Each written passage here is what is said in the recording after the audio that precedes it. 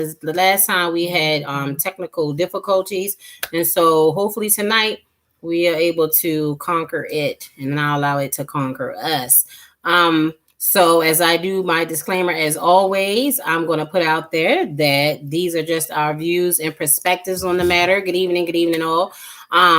And these are experiences of different other folks on this evening, far as what they experience. By all means, you can chime in. We invite, welcome all feedback, good, bad, ugly, indifferent. All voices are welcome, and we definitely take it into consideration. So with that being said, again, these are not biblical principles. This is just our experiences in which we actually went through, and we just voicing and vocalizing and verbalizing, not only with ourselves, but those that come on and join with us. So tonight we're getting it scooping up in the sandbox, talking about African American entrepreneurs as far as startups, what they had to go through, what it all entails, the pros, the cons, and all that. We're supposed to have two different guests who's going to elaborate on the startup, on some of their projects as far as entrepreneurs. And we just hope that hopefully it's good nuggets for y'all for this evening that you can actually share. Or again, anyone that is out there that are entrepreneurs, definitely you can chime in and share your experiences and all. So we're going to get scooping up in the sandbox and let sister elaborate on what it is that she was trying to actually get going a few weeks back. So she's going to touch bases on that. So hopefully she's able to keep going. Hopefully she's able to, give you what it is or what made her choose this topic for this evening. Hi everyone. Once again, and the reason why we did have tough technical difficulties, but we also had I had an issue, a personal issue, and I'm going to talk about it since I think is it breast awareness this month? Breast cancer. Breast cancer awareness. So with that being said, I found the lump, and I asked women out there, there she go, to make sure y'all do your mammograms yearly, please. And I also ask you to make sure you go into the doctor every year, yearly, for your mammograms. And it was non-cancerous, just to let you know. But I wasn't. Benign, it was benign. Hey. So that's the reason why I did not feel like doing it, or I wasn't up doing it. So yes, I'm sorry if we're still trying to work things out for this, trying to add people and entrepreneurs of our kind, African entrepreneurs. So I had invited a couple people, and I don't see her in here, but if you also, we also have other African American entrepreneurs out there that want to chime in about feedback far as the startup, all that it entails, the pros and cons of starting your own business, getting it trademark and all that type of stuff. You have different ones like the LLC, hey Shay, and different things of that nature and all that it involves and entails. I did add her in, but I don't see her up here. I don't know if she took the invite, but I guess you want to go to Keisha next. Yeah, invite Keisha. So hold on, we're gonna invite out and different projects too. That is good for the community. Different things of that nature. She's already on that. See her, Keisha Blake. Oh, so I don't know. So hopefully we can get them in here. Yeah, that's who we're waiting on. We're just waiting on the different ones. Accept the invites. Yes, cause if y'all there, go ahead and set the invite. It was sent. I'm not sure all was going on. Did you? So we were just waiting on it. Mm-hmm. No, who's Darcy Cooper? Mm-hmm. Hold on one moment. No. Mm-mm. So if you want to go ahead, cuz. I need to see. We don't have a. Yeah, because we invited them already. Something else you can do. Yeah, we have to wait for them to join in. Yeah. Yeah. Hey. If they come on into the the chat room, if y'all come in the chat we can bring them on up top. Yes, y'all can do that. I mean, I'm just sorry. We're sorry for the delays. My whole thing is to talk about our African businesses that's owned by us. African American businesses that's owned by us. Being an entrepreneur of your own businesses, the ups and downs, as she said. And I had 7 to 6 questions. Like my sister was like, you don't want to talk about the profit, but basically I feel that you kind of do in today's society, being that we just went through a pandemic and all that it entails. For this, I'm gonna start with a couple questions, and if they're up here, they can answer it for me. The first question is, what made you start your business? Because everybody is not always business minded. So what y'all need to give me, the ones that we invited, I need you to just elaborate on what made you start your own business. And was it a joy for you to was it a joy, a hobby? Yeah, I'm really curious on that. And second of that is, hey sissy, what was the process of getting your business started? So, it's just like anything when we're God's children and things happen and we don't tend to like the process. We like that car. We like the house. We like a new husband, a new wife. But do we like that process? So that's why I'm doing that. Go ahead. That's why I'm doing what I'm doing. And unfortunately, we're still in this pandemic. Stay safe. I'm most deaf. Mm-hmm. But I really wanted to know what is the ups and downs of your process. I want to know what your process entails. Okay. So that were the 2 questions. What made you want to start your business, and what was the process of getting your business started? Yeah. And hopefully they can tell us a little bit about their business. Yes, but I'm not sure if they've joined us yet, unfortunately. Did you want to give them a call? Keisha. Miss Lena, if you're on here, y'all can hit. I know Keisha probably on here. Just hit us. I didn't see Keisha. Keisha not on here because I told her. Hi. There you go, Keisha. Okay, let's invite her. No. See if she's up there. Because she would be able to add her. No. Which one is her thing? Right there. I'm looking at her thing. What is her picture? Is that it? Yes. All right. I think we already add her on in. She'll be coming in soon. I'm sorry for the delays, everybody. This is beyond our control. Sorry. We're new at this. Sorry for, any glitches. Just bear with us. It says adding. Well, while we're waiting, Keisha, for you to be joined on via virtual. She's connected. Oh, there. Hey! Thank you. Hey, boo. How y'all doing? Good, guys. Rotate my phone. Okay. Everybody all right over there. I heard coughing. COVID.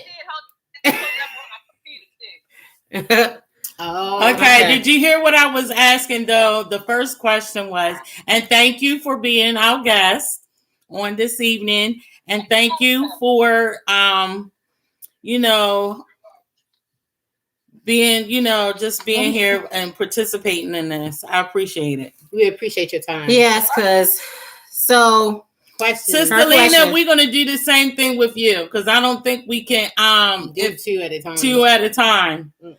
Okay, my first question was what made you start your own business?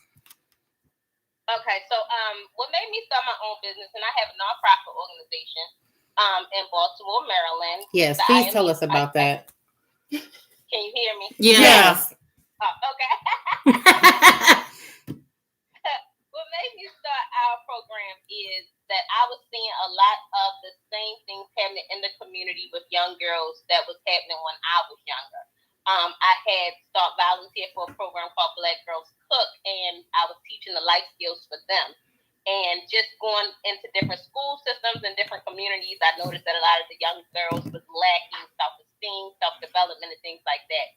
So I had at that time had a teenage daughter, and so some of the things that I was struggling with her behaviors and things like that, and because I am a community person, brought up in the church, had really good connections in the church and things of that nature, I have a lot of friends who are social workers, so I just reached out to a couple of them and just said, I need some help with my daughter. Kind of what can help me. And so they were just saying, like, get her, make sure that she's still doing activities, because a lot of times with teenagers, we as parents kind of take our hands off a little bit. We give them a little bit more leeway, but statistically, it's known that at that teenage age is when you actually need to be a little bit more hands-on, because they are kind of in two different worlds. The one world is where they want to be listening to parents, and the other side, peer pressure and friends. Right. So yes. Find their identity. So that's what our program is basically all about, and that's why I started the program.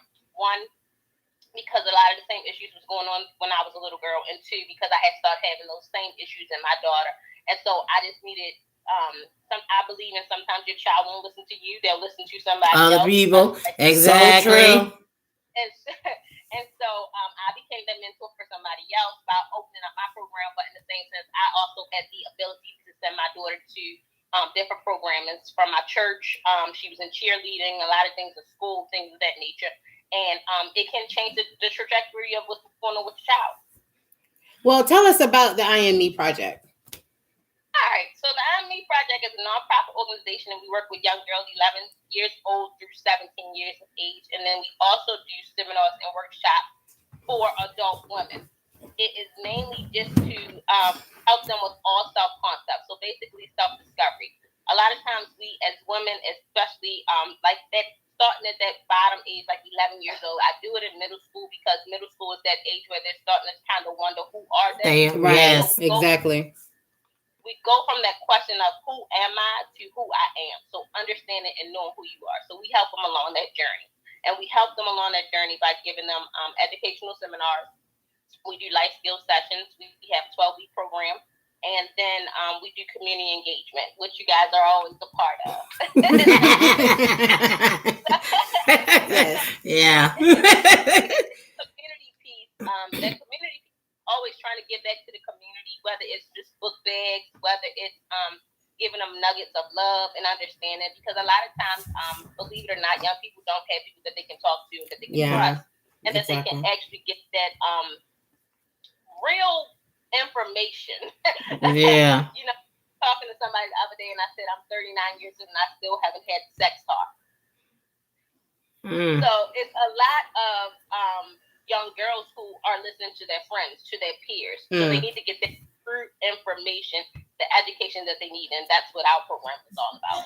Okay, so what are some of your life skills that you actually give them? So time management. Mm-hmm. Time management is huge. I'm gonna leave that one alone. Being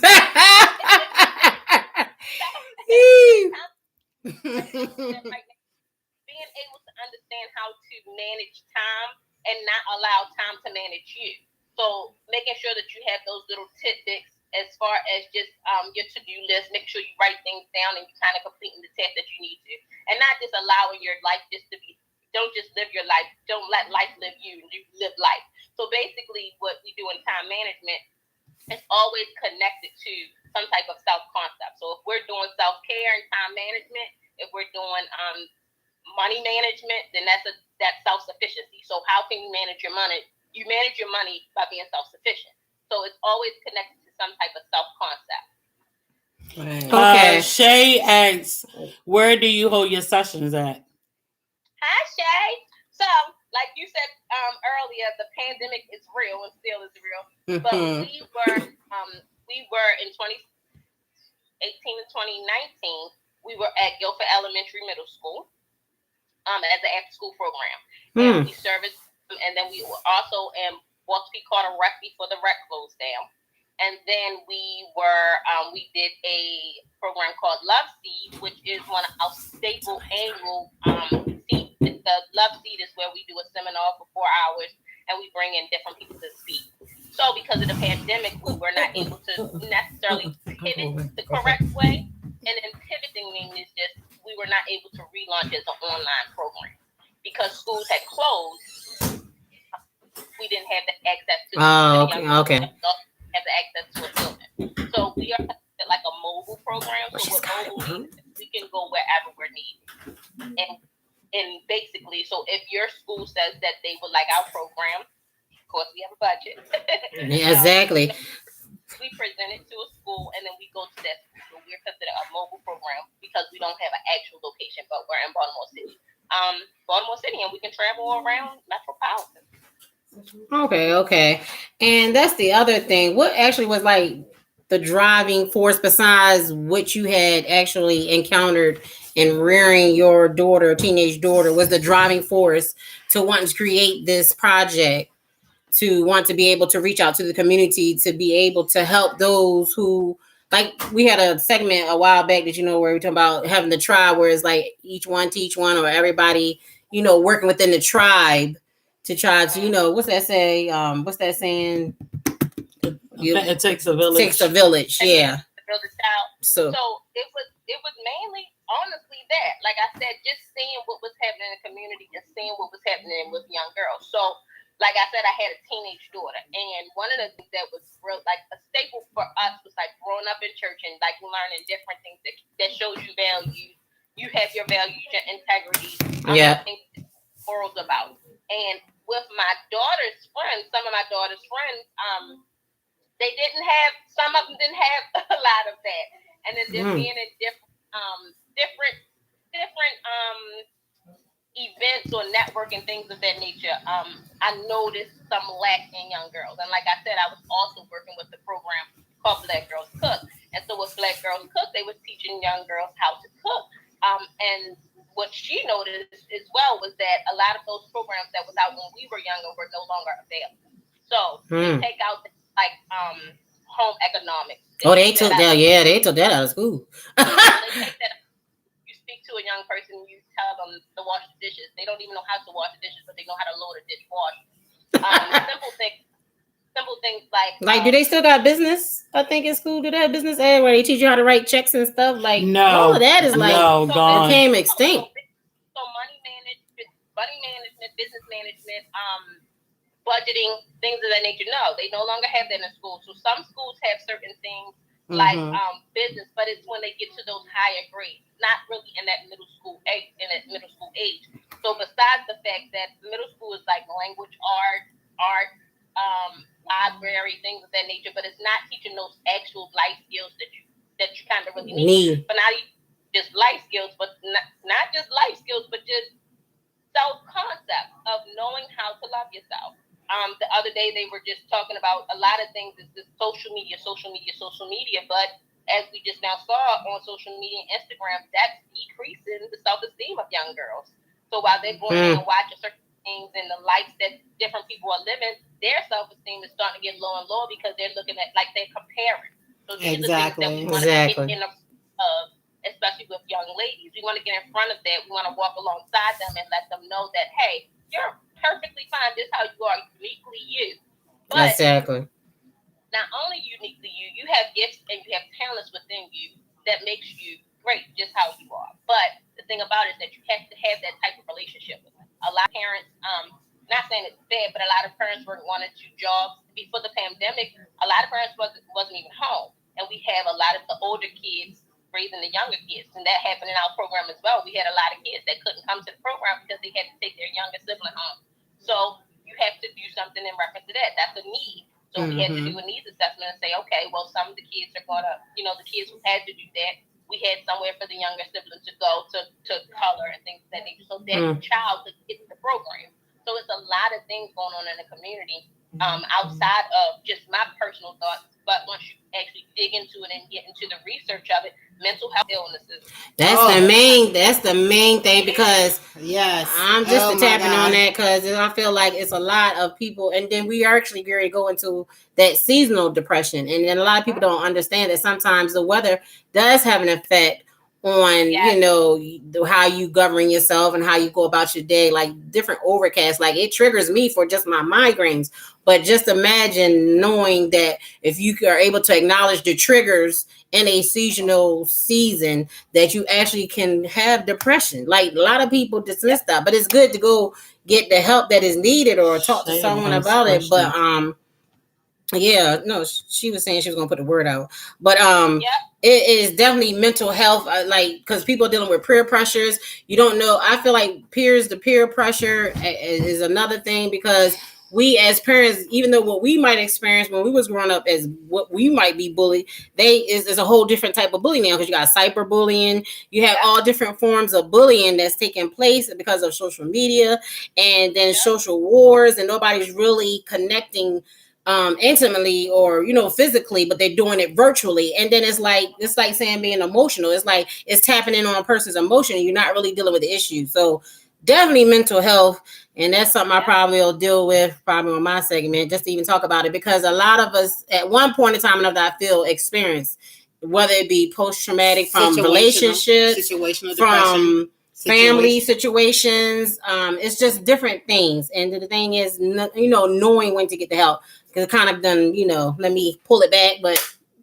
that is some of the good helpful things that help us out, I would say so, in the community, because that is a thing for me. Like I've experienced it and I had to heal it. So it's like, you don't want me to talk, I'll sit here.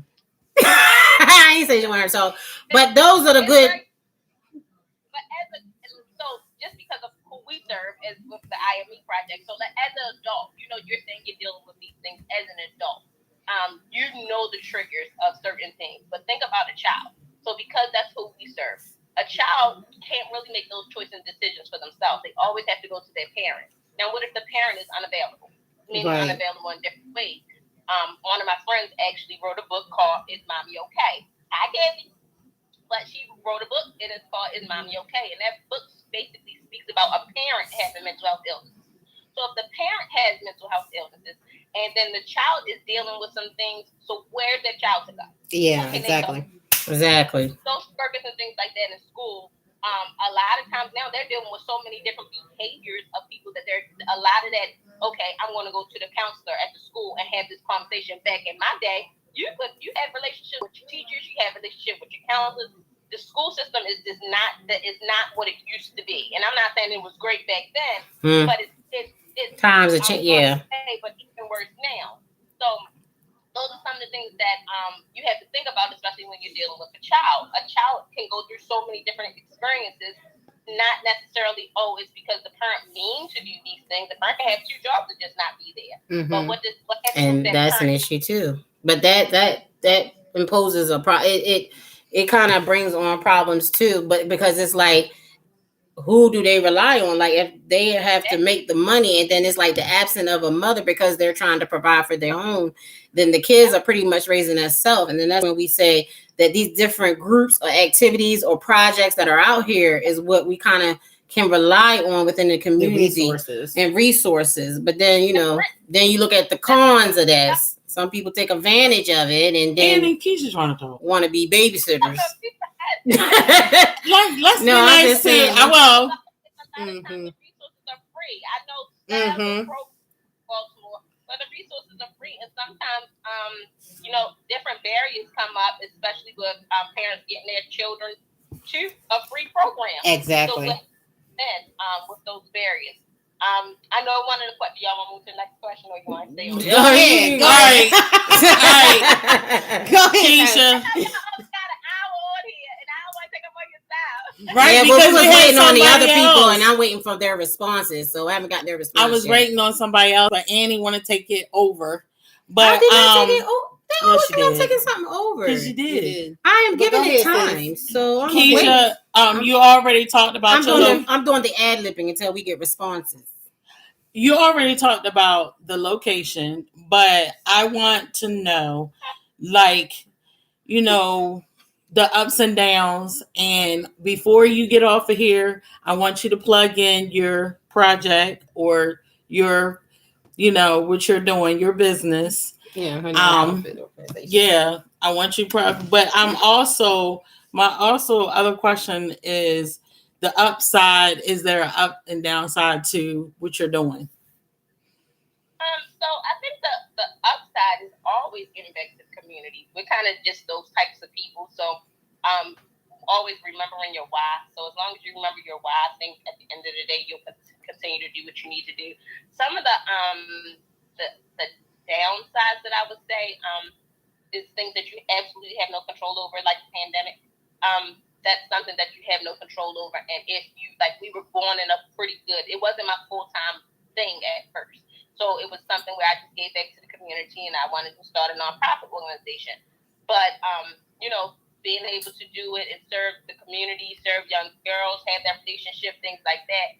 But then when something, that you're not even thinking about kind of come into play, and you're unable to pivot, that's kind of the downside. The downside is when you lose those connections, and even having good people to actually, work for you and people to push the mission.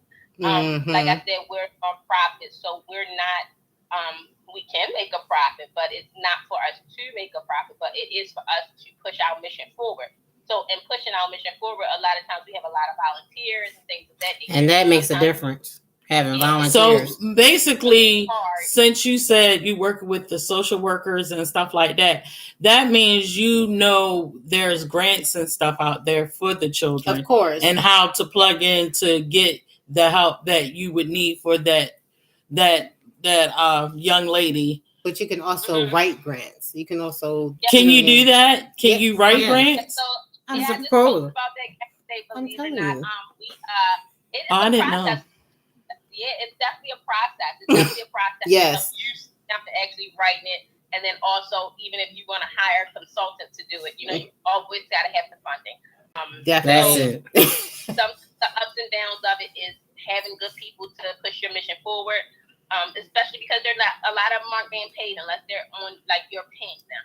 Making sure that you have the correct funding, making sure, and I'm not even going to lie to you, some, like I said, I have a nonprofit organization, but just because you have a nonprofit doesn't mean that you can't have a for-profit model. And what that basically means is that making sure that you have your business plan in place, making sure that you're following your logic model, making sure that you have a strategic plan, and making sure that you're evaluating your program. That way you can get those funds. And so when you're doing different things, don't just rely on grants. And so, yes, I started this. I was getting that. But now, in pivoting from COVID, with us relaunching, these are a lot of things that we have to go back and do the foundational work. So just making sure that the program is able to sustain even without a grant.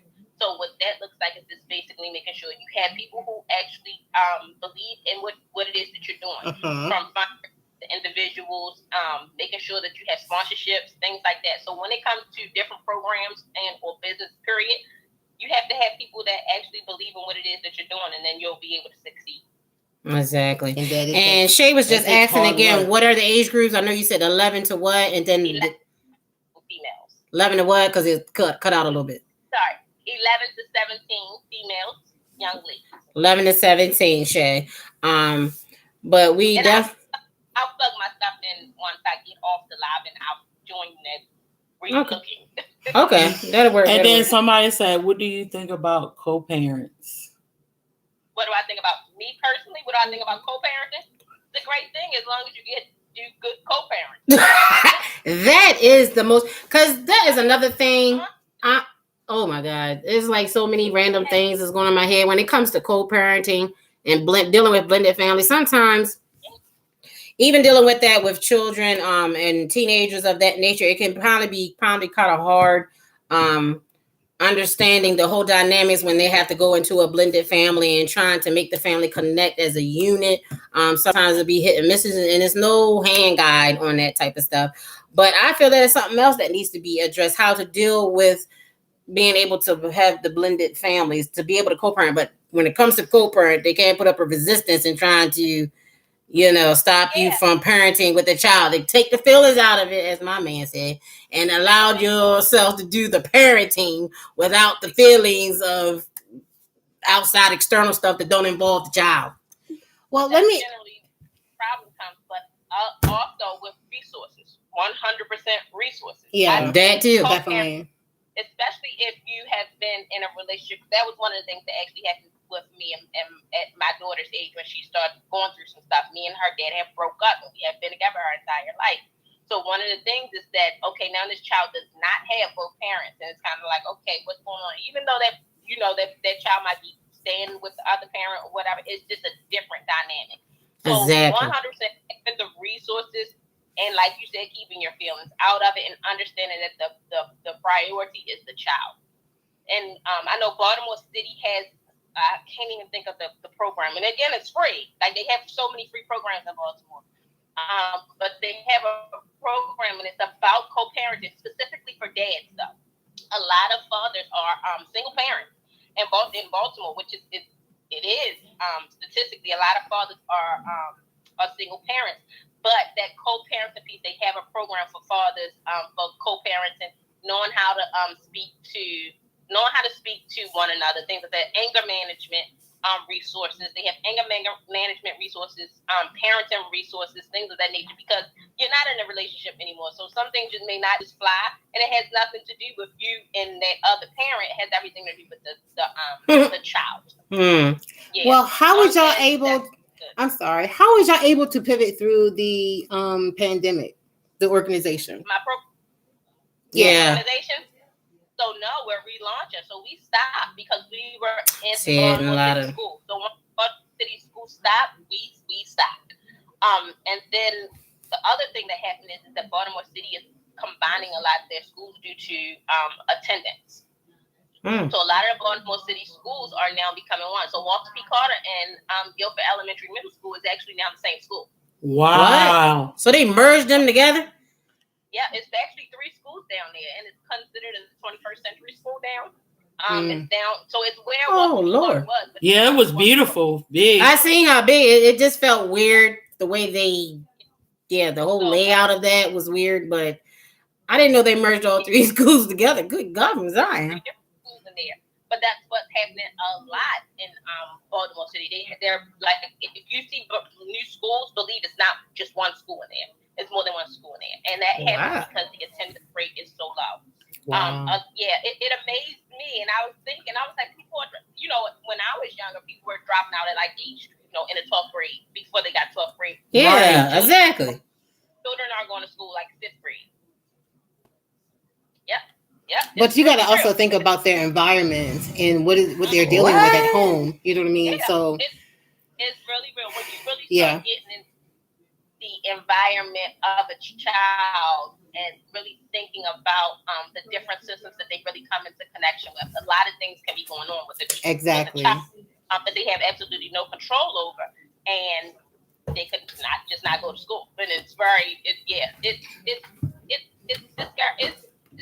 Anyway, you done share some news with me because I didn't know they. Wow.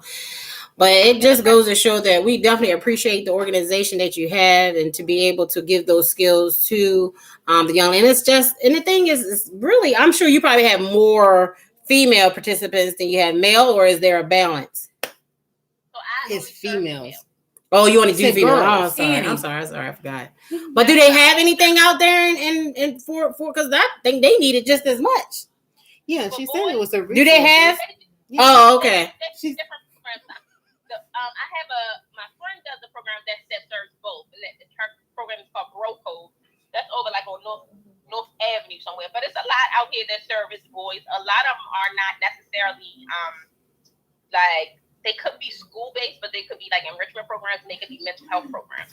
So a lot of PRP programs where they specifically work with boys or they specifically work with girls. Gotcha. I'm not connected to a PRP program, so I'm just a nonprofit organization that serves young girls. That's my Gotcha. Okay, with that being said, they would definitely benefit from your organization, though, if you were able to, you know what I mean, to open up this and be more diverse. Yeah. Definitely. Oh my God. Yeah. Okay, I'm gonna ask this last question.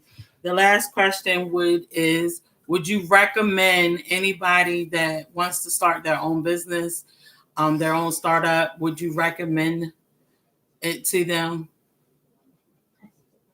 Like to start their own business? That's trying to start their own business. Yeah. Like, what would you recommend? Yeah, that's okay. What would you recommend? Okay. What would I recommend? Oh, 100%. You done made a face. The Blake's face. Go ahead. No, but I would recommend to anybody who wants to start a business is just do your research. Definitely. Definitely. No, forget being honest, being serious. That I'm not gonna lie to you. That's the part that I really don't like. Like I don't like it. I hate it. But your experience is your experience. And so, like you were saying, why is it you felt like you needed to start it? Because of the situation that I was went through personally. But at the end of the day, when you do your research, if it's not a global issue or problem, if it's not a local issue or problem, if it's not a community issue or problem, then your program's not going to succeed. So I say do the research, meaning make sure what it is, and then it's basically a need. A need, yes. There you go. Make sure there is a need for it.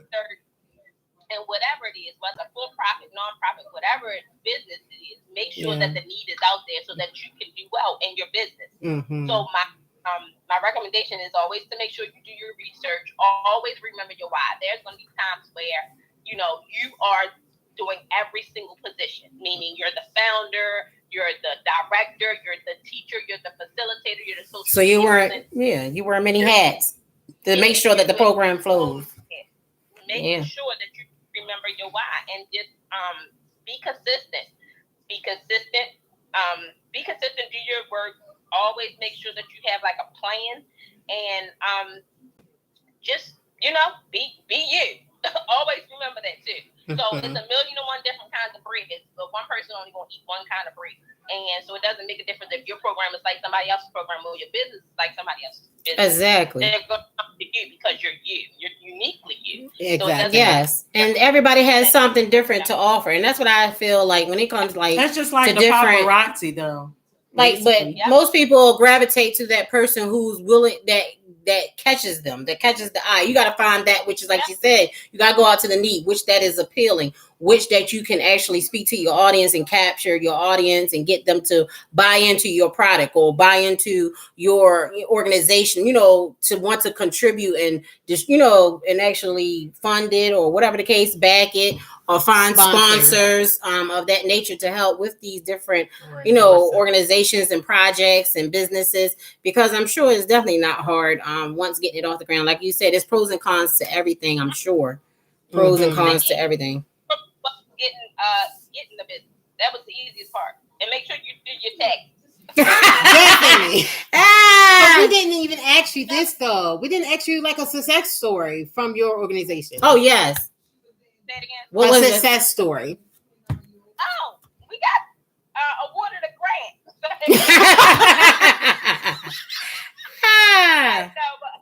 No, seriously, we did. But no, in all seriousness, the success stories is honestly the girls. I really do love watching from the time that they come in to the time that they leave. And granted, a program is only 12 weeks, but you can definitely see a change in your young ladies from the time they come in to the time they leave. Like some young ladies come in and they be all puffed up and she not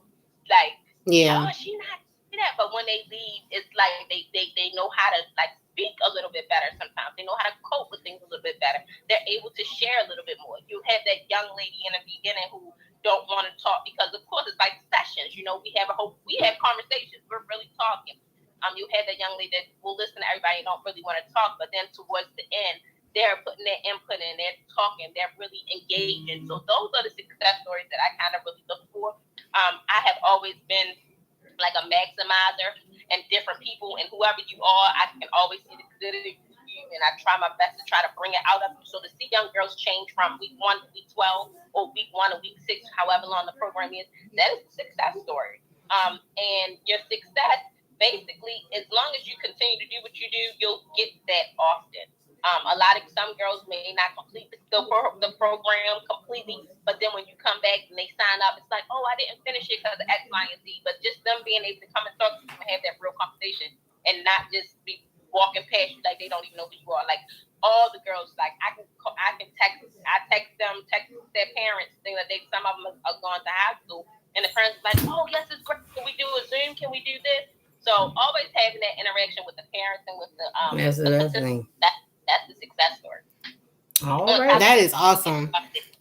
That is awesome. Well, we definitely appreciate you for joining us and giving us some of your feedback. No, I'm not gonna push you back. I'm gonna have to add in somebody else, and it'll probably kick you out. But she said that she's available. But we thank you for sharing your experiences with us. Thank you. The pros, the cons, and the driving force as to why you even started the project. Share your link. But yes, please do share your link with us on our page, or actually on YouTube as well, because we still need to utilize that as well. But a lot of people do FB, so for the older, audience, more mature audience. But I don't do YouTube, but I only do Facebook.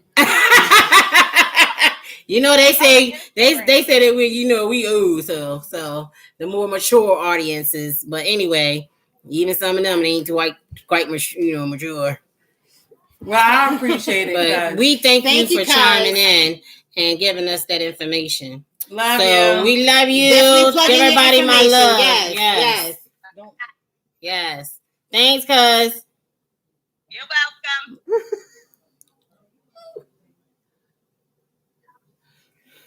I know I'm trying to think. That should take you right on up out of chair. All right. Now, we thank you for allowing our cousin to come in and chime about her program, as far as her pros and cons and all that she had to deal with, and it's starting the IME project. Again, she will be leaving the link to that organization for you guys if you want to take or have an interest in it.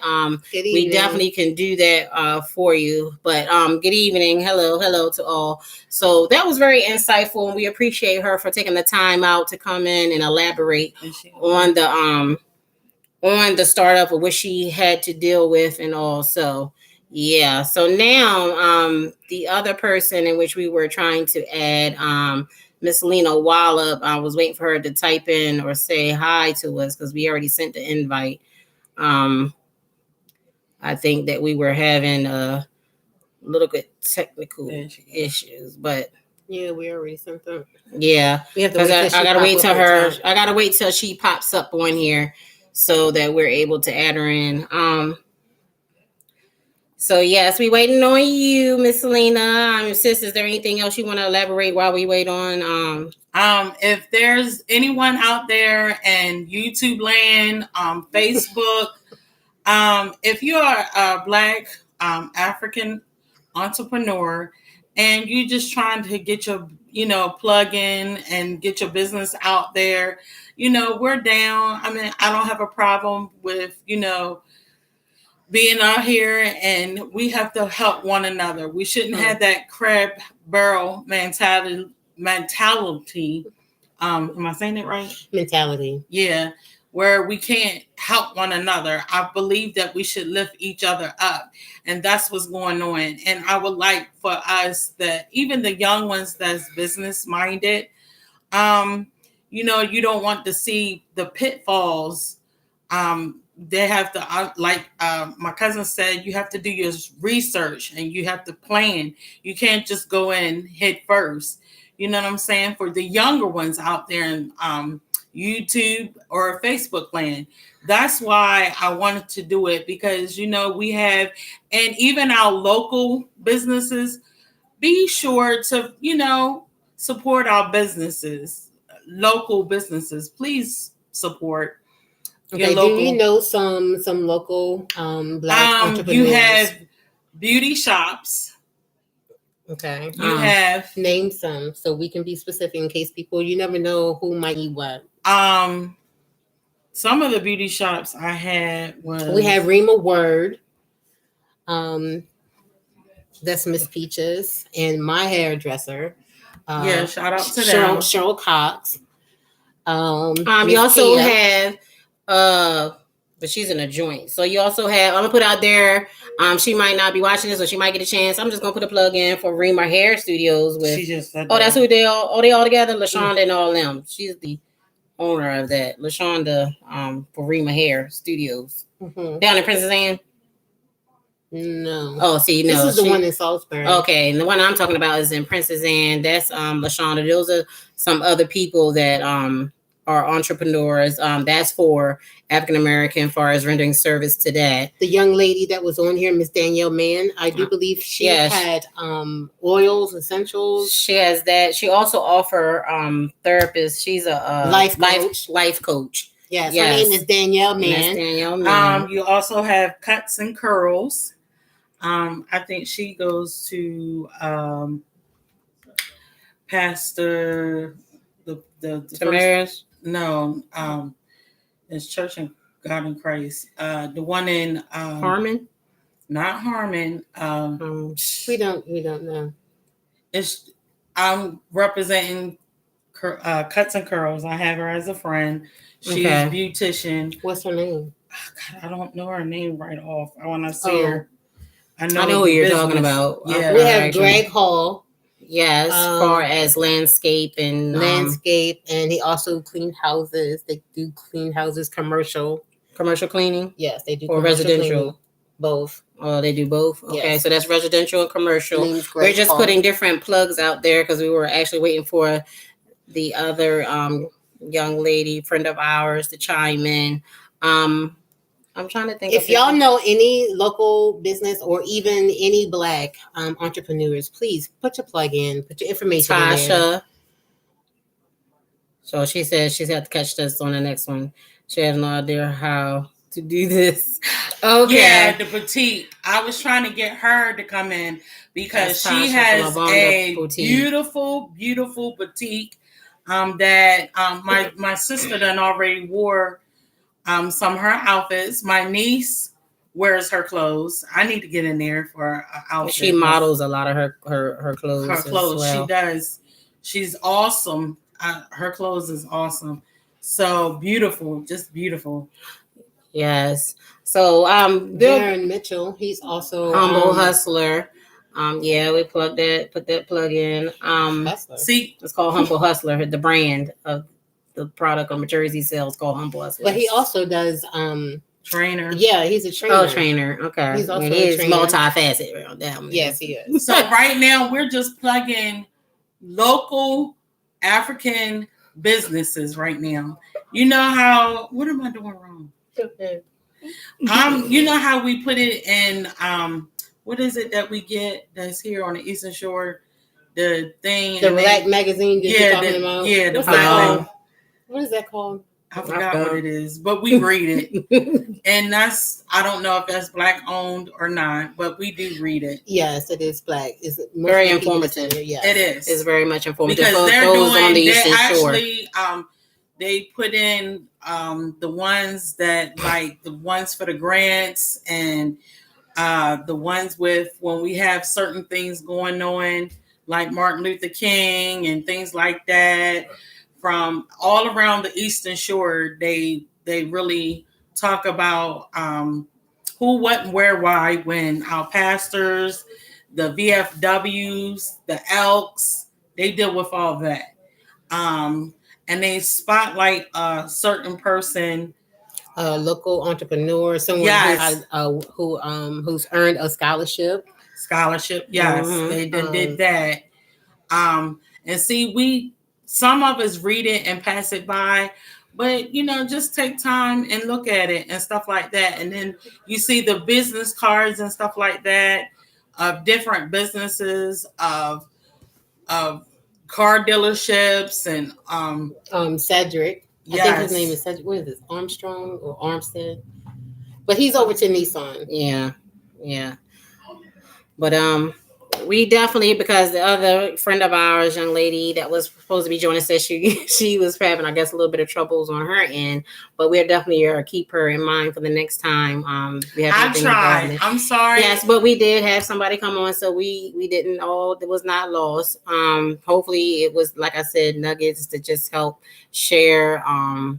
In regards to what it all entails when starting up your own business and nonprofit organizations or organization and period. We just gotta help and build one another. Yes. That's my whole thing of putting this out here, just building one another. To be a shoulder to cry on, just to help one another, because some people don't know anything about the business part of it. And they don't know how. They just want to, like I just said about young people diving in first without even really planning and going through the proper channels, who you can go to, who's your resources out there, because there's resources. It's just like getting a house. Yes. So you got your buyer and all that. It entails a lot, but then in the end, it's going to be worth it. So that's why I decided to talk about our owners, Black-owned businesses. Yes. So and it's about supporting too. It's another thing that we have to definitely support one another, because that's the only way we can thrive is if we support one another. Because we got to get rid of the crab in the bucket mentality. In a sense, it's like each one, reach one, teach one, show one. I believe in that whole cliche of that words and stuff that is uttered in regards to that. But the thing is helping one another. And like you said, everybody has something different offered to others. Like even in regards to us with the segments that we do, we might not be like someone else, but everybody has their own signature brand and what they offer and what people like. And it's up to that person whether they choose to want to buy it or not. We can't get upset because everybody likes what they like. So we're just going to do the best that we can and be the best authentic people that we can be. So don't whatchamacallit have a she cooks out of Eagle Express. Oh yes, that's another one. And don't forget Angie's Lunchbox. That's another one that we supported. She is definitely starting off the ground with her business as well. It's called Angie Lunchbox. That's over there. It's right before you get to the overhead bridge. She offers different menus of versatile as far as goat, turkey, different things of that nature. You can continue to support Miss Carla. It's different ones out here. We definitely just pray and wish the best, and we just say this, just support one another in all things. But we're definitely coming to the time where we're going to wrap things up. We thank you for joining us. We thank our cousin Keisha for chiming in and coming in virtually. We appreciate all the information that you shared with us once more and again. Make sure y'all check your boobs for the women out there. Yes, please. I'm actually supposed to be getting my mammogram done. I think it's coming on the 15th. Make sure it's breast awareness, cancer. Keep that in mind. And it's Pastor Appreciation Month. I like to send a shout out to my pastor Sean Selden. We putting it out there. We just like all the other pastors out there know that you're appreciated. It's not an easy task. Let's put it that way. Hey, Tina Teen. It's not an easy task, but we appreciate you guys and the work that you do. And we just pray that God continue to give you the tenacity, the endurance, the ability to handle all that it involves and entails. So we love y'all guys. And yes, it is Mental Health Awareness Month. So what I'm probably more than likely to be doing will be elaborating on that on my next segment on next week. Specifically because a lot of us is about to move, like I said, into a season where we have the seasonal depression, and then be able to bring people in. Maybe I can, think of different ones that can actually chime in to speak on different things that they may have battled in this time of season. Because the holidays come up, as far as the seasonal depression, when you lose a lot of loved ones and people miss the company in the absence of their loved ones that might hold dear, and they were the matriarch, the patriarch of the family. So a lot of people losing their jobs. Yes, with the loss, with the pandemic, with the COVID, it's a lot of different things and dynamics that's going on, and being able to cope and to be able to find what is needed to try to carry us through. But the main thing is looking to God. And I know they say God, that's good, but that's just not enough. So being able to tap into the resources that is needed. Losing loved ones left and right is definitely depressing, and I'm going to say it for myself. It's very waning when I have to sing to a lot of these funerals and all, and it takes a toll on me as a person. Just speaking from experience, so we'll elaborate on all of this on next week, because it is sad to see. Because not only is it old, is actually as the young one as well, that you definitely don't expect. So when I say young, like of our age and younger in the 30s, and different ones that our bodies are being attacked, and being able to cope with those type of things and the loss of our loved ones, because we're seeing a lot of rest in pieces here lately more than anything. So, and me, like I said, yes, and like I said, me being personally, I don't mind. It is a blessing to be a blessing to someone during their time of mourning, but everybody mourns differently, grieve differently. So being able to deal and cope with those type of things is definitely something that I probably will elaborate on next week, and definitely will welcome all feedback at that time. So we thank y'all guys for joining us in the Sandbox, and until next week, we love y'all guys. Thank you for your support, and y'all all have a blessed night. See ya.